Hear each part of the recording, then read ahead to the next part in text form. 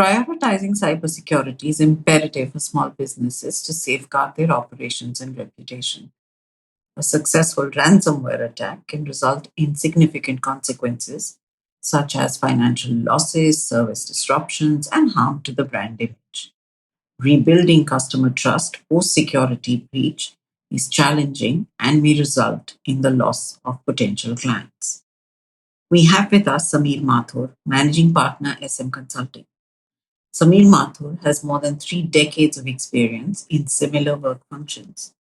Welcome to the Do Big podcast, Sameer, and I look forward to an interesting conversation with you on cybersecurity. Yeah, Shital, thanks for that introduction.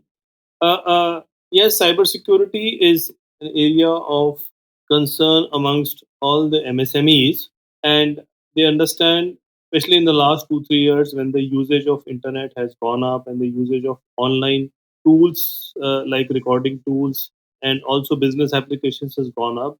The issue of cybersecurity is a big area of concern for most of the MSMEs. The issue today is that the understanding of the threat perception is there, but due to various reasons, which we will discuss in subsequent, the actual implementation or actionable insights are very few. So I think that's a big challenge that SMEs are facing, and we as advocacy champions for this, it's our prime job to inform SMEs of the kind of potential threat, like you mentioned about ransomware. Ransomware is one of the issues which gets highlighted in the media, so people are worried about ransomware, but there are 10 other issues which could happen. So I think it's a very interesting topic, and it is a topic which needs immediate concern of the SME owners. But yes, there's a concern area, but also quite often ignored area. So, Sameer, typically in your experience, and you worked with so many organizations, can you tell us the kind of threats that SMEs have faced? So, if you could prioritize the threats, that will be great. But if you could at least talk to us about the kind of threats they are facing. The kind of threat they are facing are, like I said, many in number. But the issue is that most of the threats that are coming, so these are concepts which are not very clear to MSMEs. That's why, like I mentioned, that the actionable actions are not there, which means that the threat is not clear to them. For example, in terms of loss of privacy, in terms of loss of data, in terms of loss of valuable asset. It could be a data asset, it could be other assets also. What will a hacker do to us in terms of if the hacker is actually able to get into my network? We've had experience of large SME manufacturing company owners telling us that how does it matter if a hacker gets into our network? What can they take? If they can take our data, doesn't matter to us. So I think that's where lies the problem. Actual potential loss of data is something that is not clear to most of the SME owners. Now, why I'm mentioning SME owners is that most of the SMEs do not have a very mature IT security teams. So most of the SMEs are still, struggling with their, let's say, ERP implementation or CRM implementation, and security kind of takes a back seat because it is something that is not visible. It doesn't actually hamper your daily operations, and that's why it is often ignored. And that is something that we need to work on. Okay. So, just out of curiosity, Sameer, can you list some of the cybersecurity issues that SMEs face? So, like we talked about ransomware, what are the others that they face? So there is hacking going on. There is bot based ransomware where without clicking any link, one can get into it. There are user account based hacking happening. There is identity theft that's happening. Today, users are actually, the hackers are gaining entry into your system and sitting in the system for months together, just trying to gauge the user behavior and just trying to reach the most potential or the most dangerous victim that they can get hold of. It could be the MD's laptop, it could be the CFO's laptop.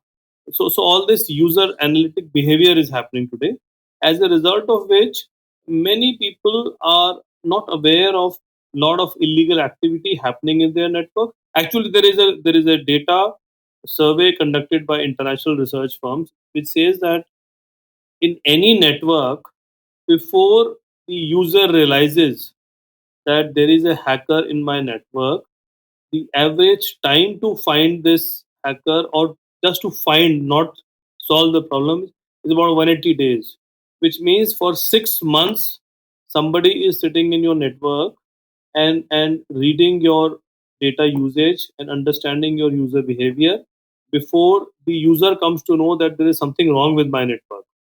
So imagine somebody sitting in your home for 6 months, understanding that what time people go out, what time people go in, what time they are kind of resting, and what is the most vulnerable time for me to attack them. I mean, they have all data with them.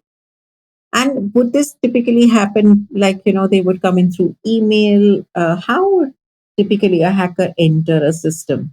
So yes, most of the attacks are happening through email or some kind of endpoints, right? So endpoints, of course, and email is one of the applications which all, because it is widely used, and one tends to log into email from wherever in the country you are in, and obviously there are unsecure network because I'm traveling to a remote area where the network is not so secure.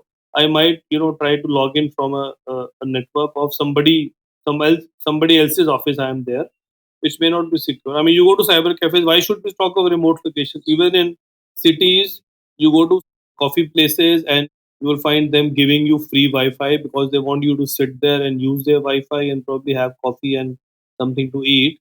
And you will find comment on your Wi-Fi network saying unsecured network, which means that the network is insecure. Still, we tend to log in through them and use all our applications, including banking and WhatsApp and other things. So, like I said, that the number of threats that are amazing, and especially with the growth of the cloud network, things are really getting out of hand. And whatever news we are getting in the media, I strongly feel is only the tip of the iceberg.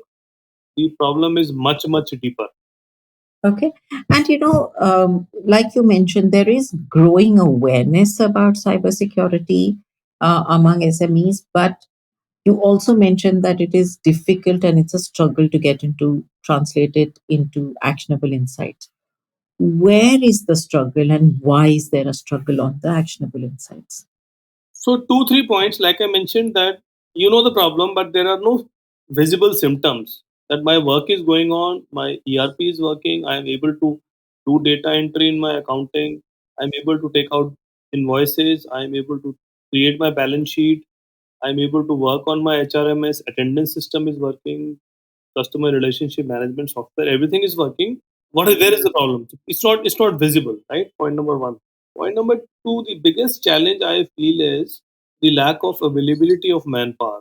There are international surveys which says that the demand for security professionals is running into millions within India only. And that's why the government is also trying to initiate this as a concept of raising awareness amongst the users in terms of their understanding of the data, how that data as an asset is something that needs to be taken care of. The government, as for the information of all the listeners, has recently passed bill also called the DPTP Act, which was passed as recently as August of 23, which talks specifically of protection of the personal data of the individual. And you have all these controversies around deep fakes that's happening. And this is actually, like I said, only the tip of the iceberg. So coming back to the example of SME owners, especially in the manufacturing, who are sitting in remote areas, and for them, of course, lack of trained manpower is a big issue. Even if they were to realize that we need to invest in cybersecurity products, where do they have people to be able to manage those products that they will buy? That's why we have offerings on SaaS platforms, we have offering on cloud where you need not manage. You just install the systems and the management is done by the concerned company at the back end. So those kind of offerings are something that are already picking up. And the other thing is that even if the intent is there, and even if the teams are there, the lack of awareness amongst the users, which means that if I were to install the best systems in my organization and I would buy the state of the art equipment, but if my users are not aware of how to use IT systems, and where all to take the right precautions, I can still be hacked. But somebody could, press on a link and everything goes haywire.